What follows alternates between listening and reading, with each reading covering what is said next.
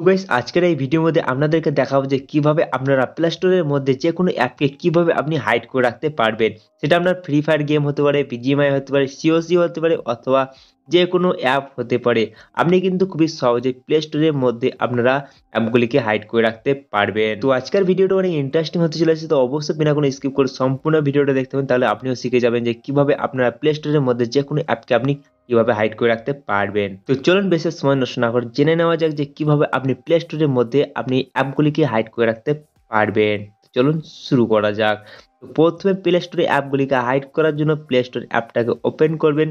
Play store অ্যাপটাকে open করার পর আপনি যেই অ্যাপটাকে হাইড করে রাখতে চান সেই অ্যাপটাকে এখান থেকে প্রথমে সার্চ করে নেবেন। মনে করেন আমি ফেসবুক অ্যাপটিকে হাইড করতে চাই, সেজন্য ফেসবুক অ্যাপটিকে সার্চ করে নেব এবং এখানে আসার পর এখানে যে রেটিং দেওয়া আছে দেখতে পান, এই রেটিংটা আপনাদের দেখে নিতে হবে।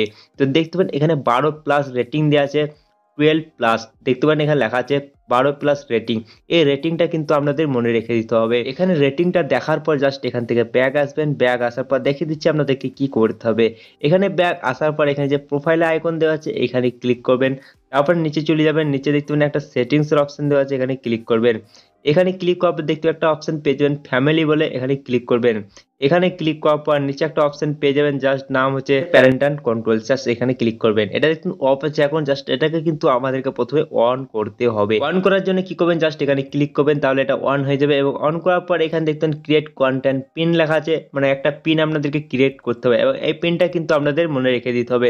জাস্ট এখান থেকে আমি কিন্তু একটা পিন ক্রিয়েট করে নিচ্ছি। এখান থেকে পিন ক্রিয়েট করে নেওয়ার পর এখান থেকে জাস্ট ওকে অপশন দেওয়া আছে, ওকে অপশনে ক্লিক করব। এখান থেকে কনফার্ম করতে বলছে, কনফার্ম পিন। এখান থেকে আরেকবার সেই পিনটাকে দিয়ে দেবেন, তারপরে এখান থেকে ওকে করে দেবেন। ওকে করে দেওয়ার সঙ্গে সঙ্গে দেখতে পান এটা কিন্তু আমাদের ইনেবল হয়ে গেছে, মানে অন হয়ে গেছে। এবার কি সেটিং করতে হবে আপনাদেরকে, জাস্ট এখানে দেখুন অ্যাপ অ্যান্ড গেমস লেখা আছে, এইখানে আপনাদেরকে ক্লিক করে নিতে হবে।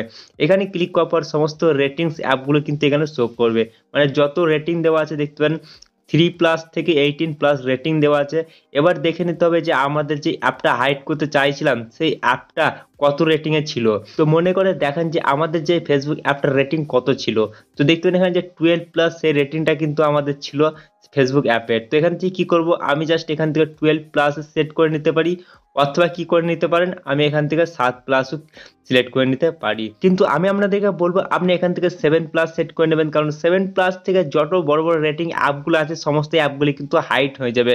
শুধু ফেসবুক হাইড হয়ে যাবে এমনটা নয়, আপনি 7+ সেট করলেন, এই 7+ থেকে 18+ যত রেটিং অ্যাপ আছে এই অ্যাপগুলি কিন্তু আপনার প্লে স্টোর থেকে হাইড হয়ে যাবে। শুধুমাত্র শো করবে 3+ থেকে 6+, এই সমস্ত অ্যাপ কিন্তু শো করবে এবং 7+ থেকে 18+ আপনার অ্যাপগুলি হাইড হয়ে যাবে।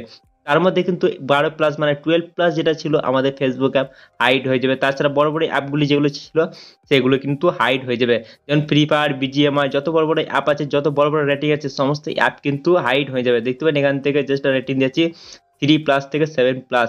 জাস্ট এরকম ভাবে সিলেক্ট করে নেওয়ার পর জাস্ট এখান থেকে সেভ করে নেবেন। সেভ করে নেওয়ার পর আপনাদেরকে দেখাবো সার্চ করে, যে অ্যাপটা আমি আপনাদেরকে সার্চ করে দেখিয়েছিলাম এবং প্লে স্টোরে শো করছিল। এবার জাস্ট চলে যাবো ব্যাক এবং দেখবো যে অ্যাপটা শো করছে কি করছে না। এখানে আপনাদেরকে সার্চ করে দেখাবো ফেসবুক বলে, ফেসবুক অ্যাপটা আসছে কি আসছে না দেখাবো। জাস্ট এখানে ক্লিক করে ফেসবুক। তো গাইস দেখতে পারেন এখানে সার্চ করার সঙ্গে সঙ্গে এখানে কিন্তু আর কোনো রকম ভাবে ফেসবুক অ্যাপটা শো করছে না, একদম প্লে স্টোর থেকে ফেসবুক অ্যাপটা কিন্তু হাইড হয়ে গেছে। তো দেখতে পারেন এখানে কিন্তু প্রথমে চলে আসার কথা ছিল ফেসবুক অ্যাপটা, কিন্তু প্লে স্টোর থেকে ফেসবুক অ্যাপটা পুরোপুরি ভাবে কিন্তু হাইড হয়ে গেছে।